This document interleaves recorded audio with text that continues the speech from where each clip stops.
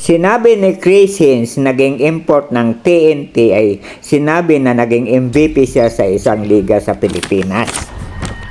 Nagbiro si Charles Barkley tungkol sa Filipino basketball players.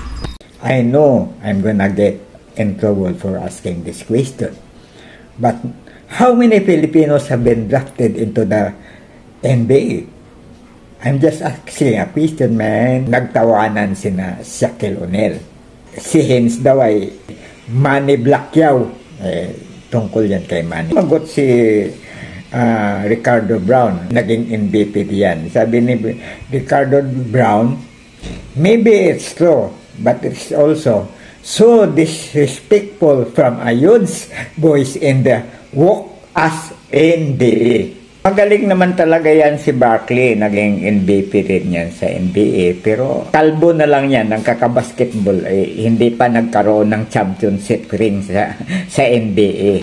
Ito namang si Shaquille O'Neal, nahamon ko yan ng shooting kami sa free throw line. $5 sa akin, $1 sa kanya, partida. Si Bobo yan sa free throw line Ang coach nga niyan ay si Chip Imbiland para mag-aral ng pag-free throw. Nag-retire na lang siya, bobo pa rin, hindi makashoot sa free throw.